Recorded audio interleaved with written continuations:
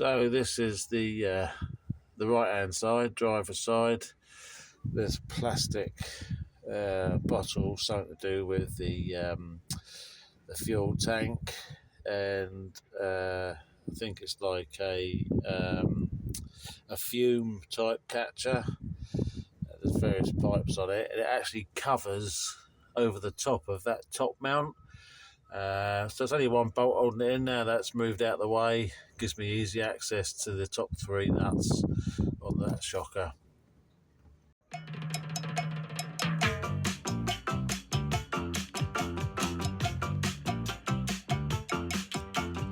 All my friends know the low rider. The low rider is a little higher. I'm not quite sure how well this is going to pick up on camera, but this is the bottom bolt for the shock absorber. I've already got the 3 bolts released or taken off at the top on the strut tower. Let's see how much of a struggle this is going to be to come undone. Oh, blimey. That's tight. That's going to need a bar on it. Place. So we can... Is that going to be enough? I don't think so. Let's give it a try. Oh, there we go. Surprising what a little bit of leverage with the bar does, isn't it? Blinking mad doing this out in the cold. No, still not enough. More.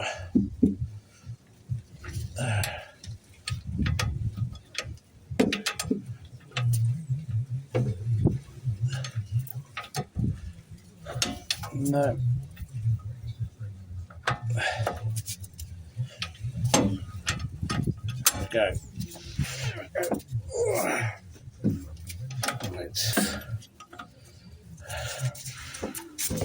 There we go. There we go. Got it. Well, I suppose the next challenge is to get this off its shaft. I might need to jack this hub up a little bit. Just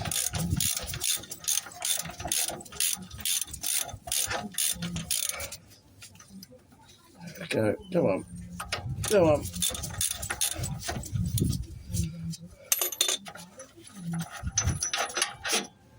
Right. Oh, look at that. That's probably never been off in 37 years.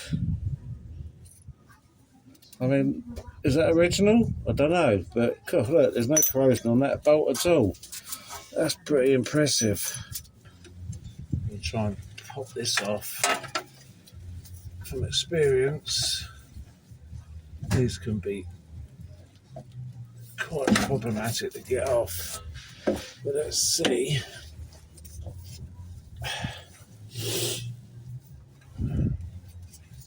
Let's see how we go. Oh, that's promising.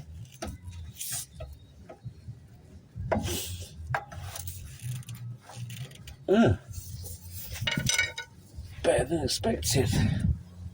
Right.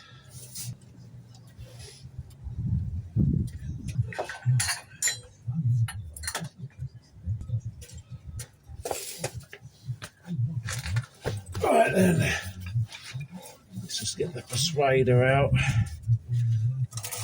Let's see if I can tap this off.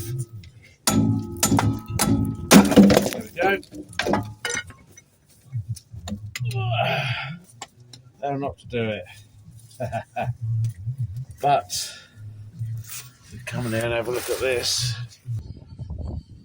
The bump stop and the dust cover that was on there has just totally deteriorated. Yeah, the spring will clean up. I'm sure that will clean up. Oh, there we go. There's the dust cover. It's dropped down there. And you can see remnants of the bump stop in there. So this needs to be stripped down. I've got the replacements. While I'm at it, I think I will clean this up before it goes back in and reassembled. And I think that's good to go. It's not been leaking, but 20 years of inactivity, it may. Yep, I'm still sitting on the deck, but I'm not on the cold floor. I have got my mechanics mat that I'm laying on, so the piles will be all right anyway. So let's go and do the other side. I don't need to film that. You've seen me do this side. Let's crack on and get that off. And it's surprising how many tools you need just to do a little job. Not on camera. I've done new brake shoe fittings.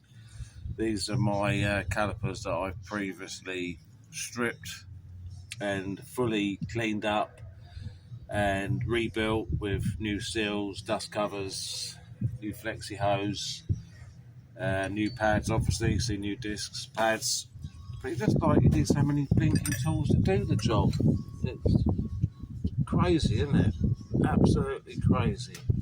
You think, oh, I've only got a little job to do. And you end up with a handful of spanners, sockets, ratchets. Right, let's see if we can get these calipers bolted up. That's not the right size. I wasn't sure of it. Yeah, there we go. There we go, another socket. Tell you what, gotta have a cup and see while you're working, haven't you?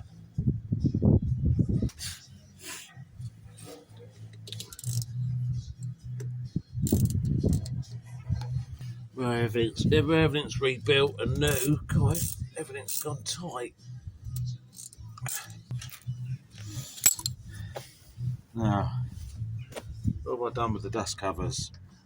God dear, you put something down and then it never freaking. Oh, there we go. Just where I left them. There we go. Nice new dust cover on there, and that one. Just slurp this up.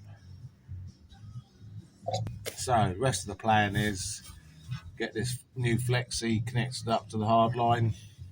Got another flexi just here, going from the axle suspension to the body, and it's going to be the same the other side. So, no point showing you that again. You don't want to see it twice, do you? No. Okay. So this corner's all rebuilt. So we've got a new disc, rebuilt caliper, pads, new handbrake shoes, new flexi lines from the caliper. And then in there, I don't know if you can see it, I put a new flexi from the suspension to the body. Right, so one corner down, 3 to go. Apologies if it appears that I'm jumping out all over the place on this car. That's because I am. This is another day, as you can see by the car. It's pretty cold here again. So I'm only doing bits and pieces as and when I can because of the cold. And of course, my age, So far, you can see. Oh God, there we go. The rear wheels are on. So that's the rear wheels, the rear end done, apart from the shock absorbers, which I still have to work on because I need to change a few parts on them. So I'm currently working on the front suspension at the moment. Let's see what sort of a mess we can make of this. Hoping it works. Compressing springs is always a bit of a iffy thing to do, I think, anyway. Doesn't because sworn I had the right. Oh yes, sorry, wrong socket. It's this one. There we go. Yeah.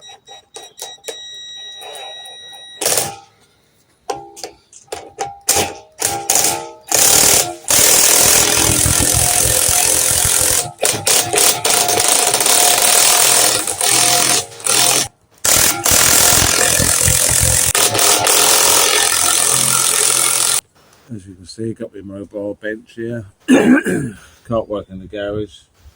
Obviously, I haven't got the room. So, I'm doing it outside. But I'm happy doing that. Right, is that enough? I'm not sure. Let's just wander in a bit further.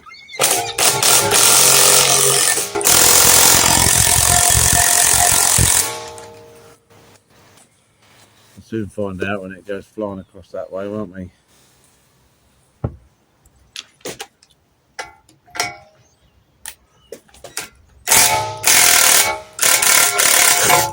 Three. There we go. This by magic. Yep, I know you're not supposed to use the chrome ones.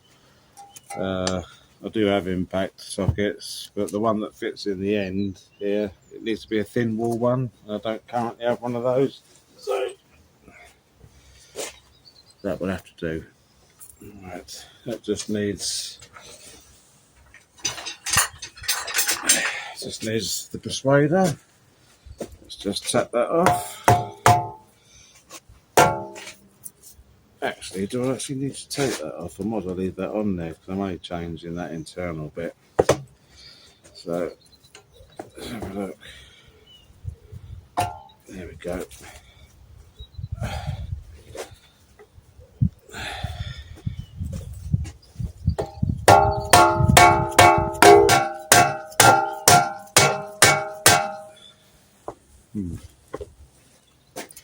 Obviously 37 years of grip, don't want to let go. Well, it's only stuck in there on the rubber, I think, at the base. There we go. Got it. There we go. One spring. I can stay like that for a minute. And yeah.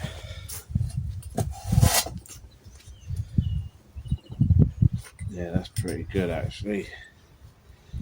As I said, it's just that bit at the top. There's a bit of corrosion, but the shocker's not going to compress fully all the way down in use. That was pretty good, I think. So, I don't know if you can see just at the very top there, just a little bit of corrosion at the top, but the base is good. I'm hoping that's not a bad sign, because you can't normally push these in properly.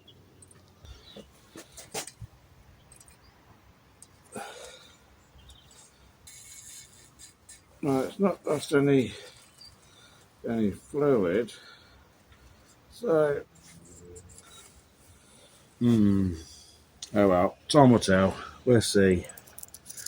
If it's no good, then I'll just have to get a new insert.